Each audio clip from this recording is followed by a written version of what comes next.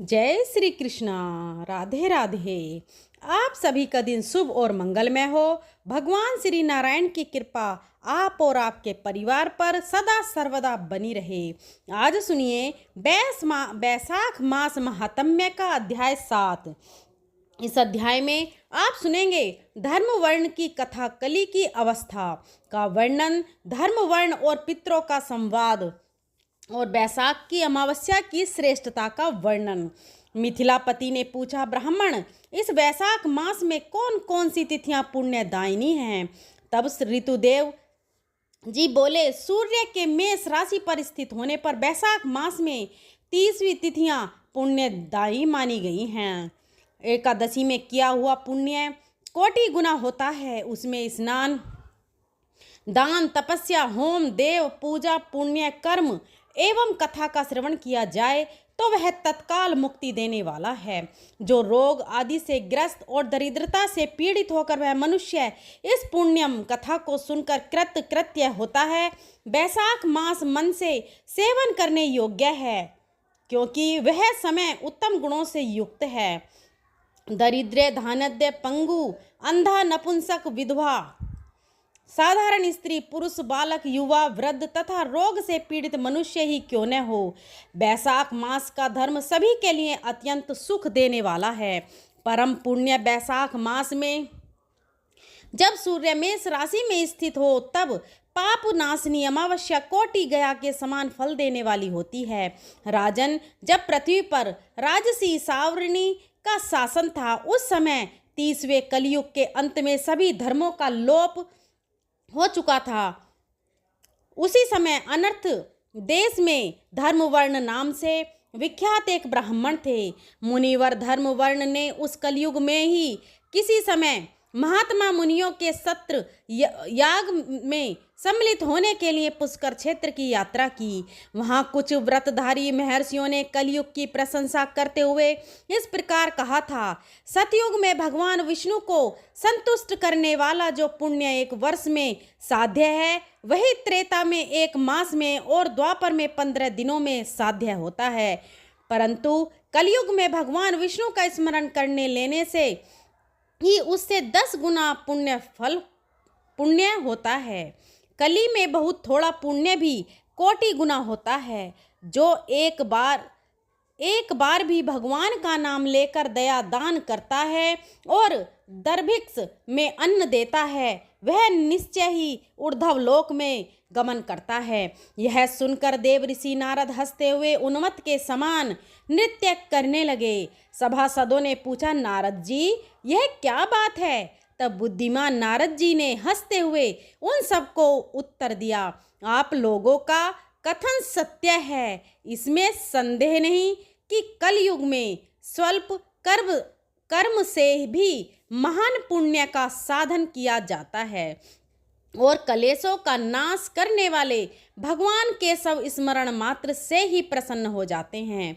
फिर भी मैं आप लोगों से यह कहता हूँ कि कलयुग में यह 2 बातें दुर्गम हैं, शिष्येंद्रिय या निग्रह और जिह्वा को वश में रखना। यह दोनों कार्य जो सिद्ध कर ले वही नारायण स्वरूप है। इसलिए कलयुग में आपको यहाँ नहीं ठहरना चाहिए।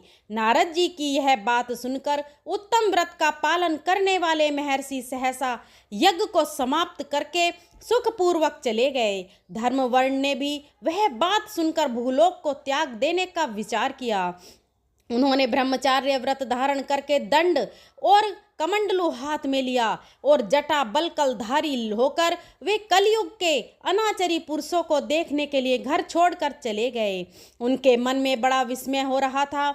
उन्होंने देखा प्रायः मनुष्य पापाचार में प्रवृत्त होकर बड़े भयंकर और दुष्ट हो गए हैं। ब्राह्मण पाखंडी हो चले हैं, शूद्र संन्यास धारण करते हैं, पत्नी अपने पति से द्वेष रखती है, शिष्य गुरु से वर करता है, सेवक स्वामी के और पुत्र पिता के घात में लगा हुआ है।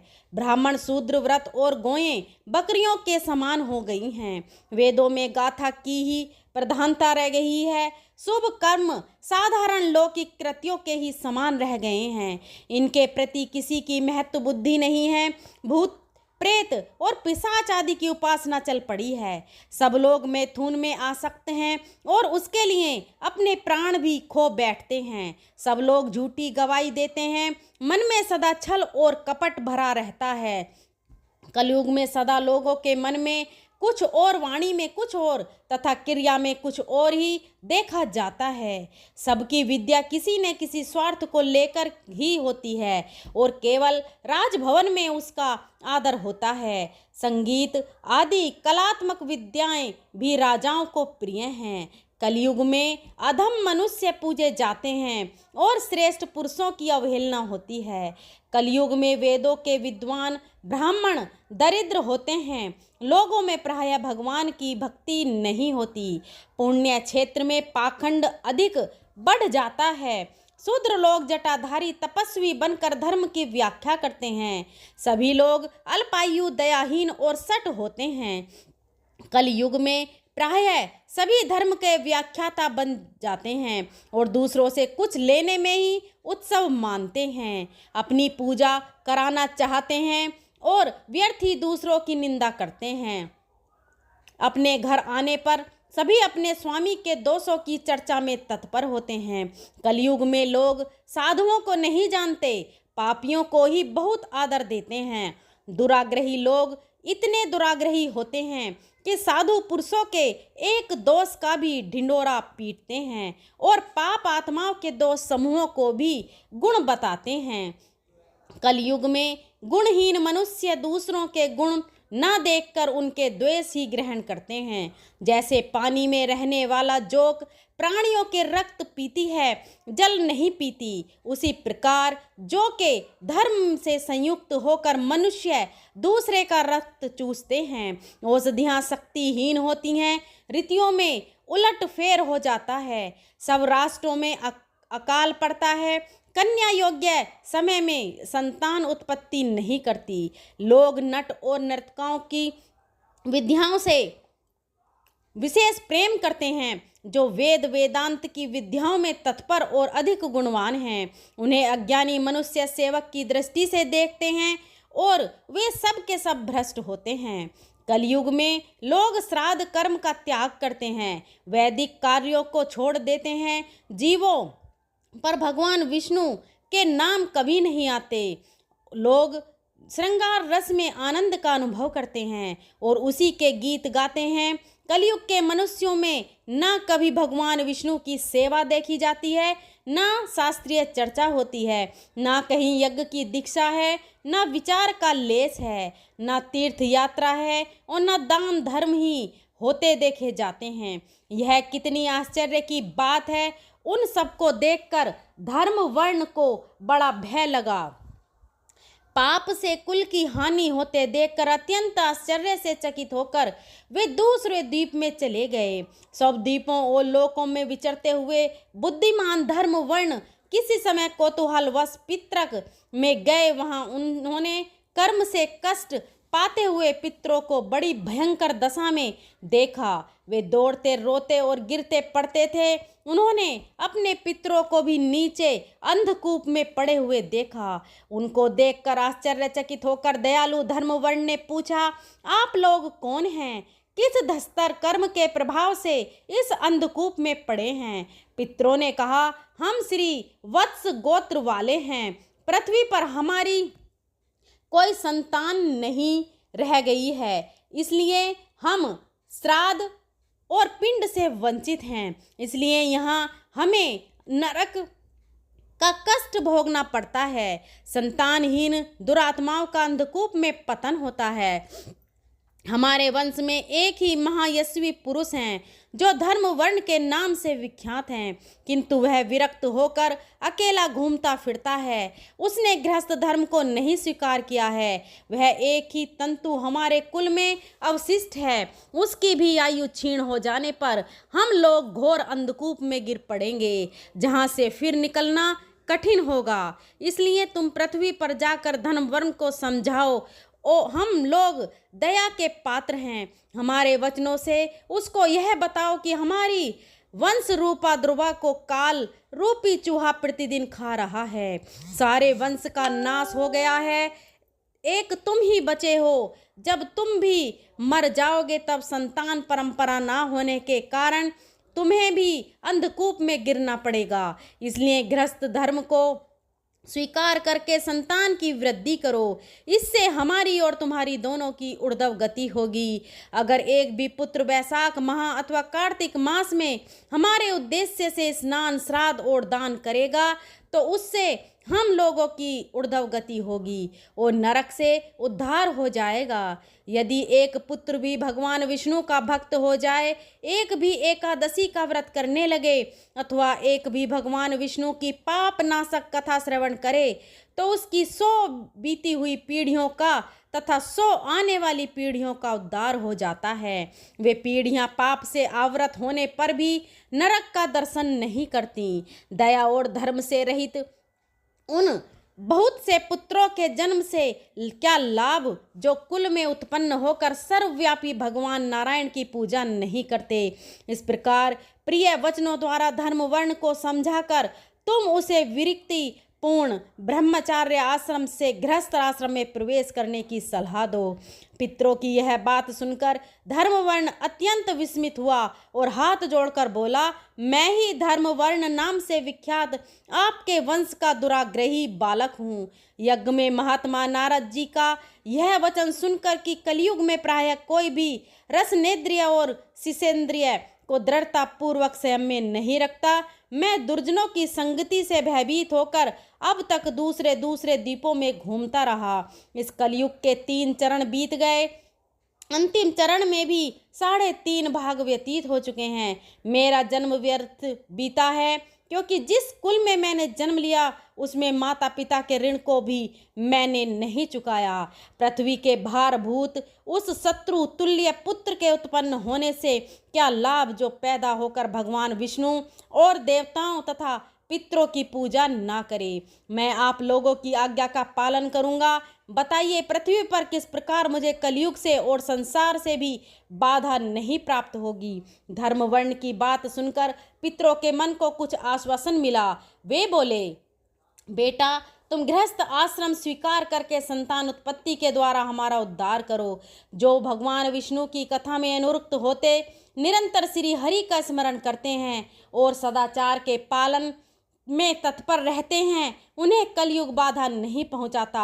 मानस जिसके घर में शालिग्राम शिला अथवा महाभारत की पुस्तक हो उसे भी कलयुग बाधा नहीं दे सकता।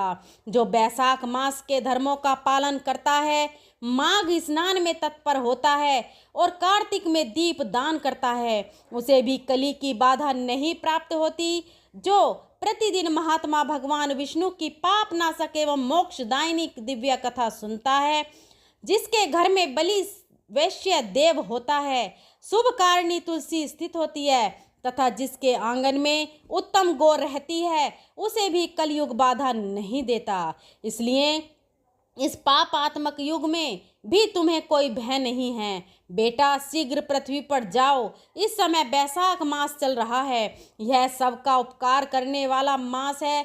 सूर्य के मेष राशि में स्थित होने पर 30 तिथियों पुण्यदायी मानी गई हैं। एक एक तिथि में किया हुआ पुण्य कोटि कोटि गुना अधिक फल देता है। इनमें जो भी बैसाख की अमावस्या तिथि है वह मनुष्यों को मोक्ष देने वाली है। देवताओं और पितरों को वह बहुत प्रिय है।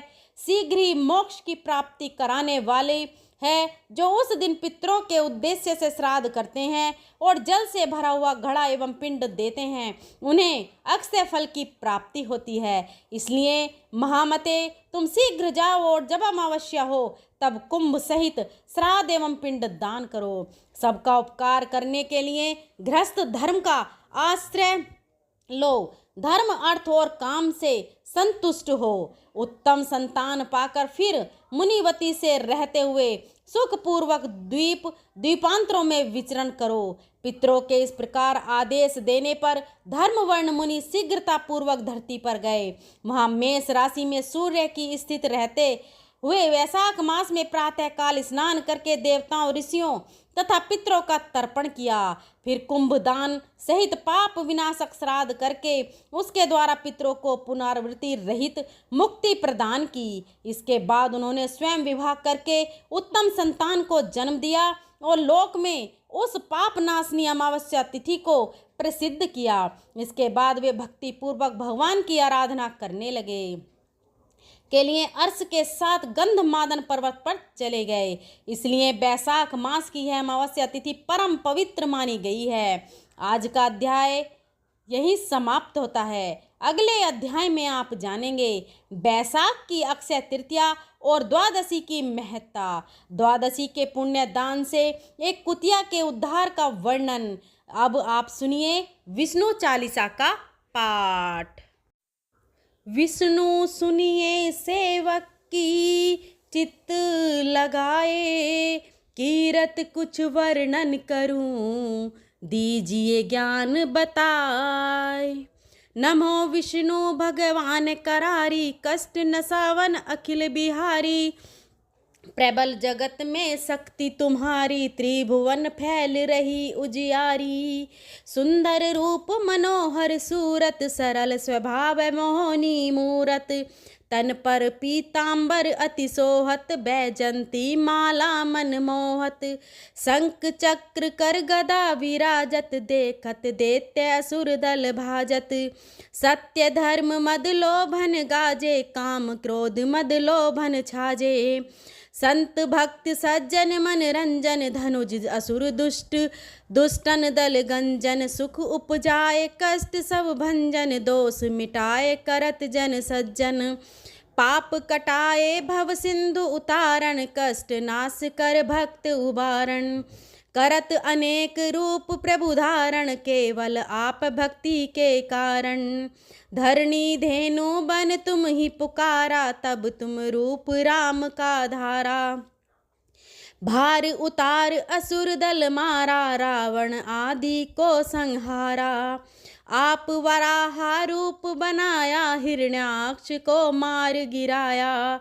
धर्मस्य तन सिंधु बनाया, चौदह रतन को निकलाया। अमलिक असुरन द्वंद मचाया, रूप मोहिनी आप दिखाया। देवों को अमृत पान कराया, असुरन को छवि से बहलाया। कुर्म रूप धर सिंधु मजाया, मंद्राचल गिरि तुरंत उठाया। शंकर का तुम फंद छुड़ाया, भस्मासुर को रूप दिखाया। वेदन को जब असुर डुबाया, कर प्रबंध उन्हें ढूंढवाया। मोहित बन कर खला नचाया, उसी ही कर से भस्म कराया। असुर जलंधर अति बलदाई, शंकर से उनकी थी लड़ाई। आर पार शिव सकल बनाई, कीनत सती से छल जाई। सुमरिन कीन तुम्हें शिव रानी, बतलाई सब विपत कहानी।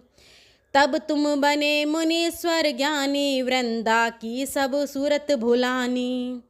देख तीन धनुज सैतानी, वृंदा आए तुम्हें लपटानी। हो इस परस धर्म शक्तिमानी, हना असुर शिव सैतानी। तुमने ध्रुव प्रहलाद उबारे, हिरण्याकुश आदिक खल मारे। गणिका और अजामिल तारे, बहुत भक्त भव सिंधु उतारे। हरऊ सकल संताप हमारे, कृपा करौ हरि सिरजनहारे। देखऊँ मैं निज दर्शन तुम्हारे, दीप बंधु भक्तन हितकारे। चाहता आपका सेवक दर्शन, करऊँ दया अपनी मधुसूदन। जानू नहीं योग्य जब पूजन, हो यज्ञ स्तुति अनुमोदन। शील दया संतोष सुलक्षण, विदित नहीं व्रत बोध विलक्षण। करहूँ आपका किसी विधि पूजन, कुमति विलोक होत दुख भीषण। करहु प्रणाम कौन विधि सुमरिन, कौन भांति में करहु समर्पण। सुरमुनि करत सदा शिव काई, हर्षित रहे परम गति पाई।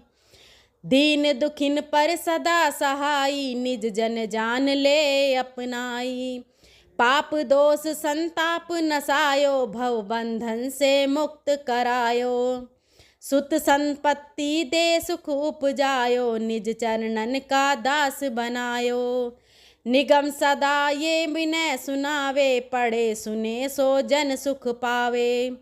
श्री विष्णु चालीसा समाप्त होता है। प्रेम से बोलिए भगवान विष्णु की जय, माता लक्ष्मी की जय। आपको आज की कथा कैसी लगी कमेंट बॉक्स में ज़रूर बताएं। अगर वीडियो पसंद आई हो तो अपनी फ्रेंड और फैमिली में उसे शेयर करें। हमारे चैनल सुविचार विद रीना को सब्सक्राइब करें, बेल आइकन को ज़रूर प्रेस करें ताकि आने वाली सभी वीडियो की नोटिफिकेशन आपको मिल सके।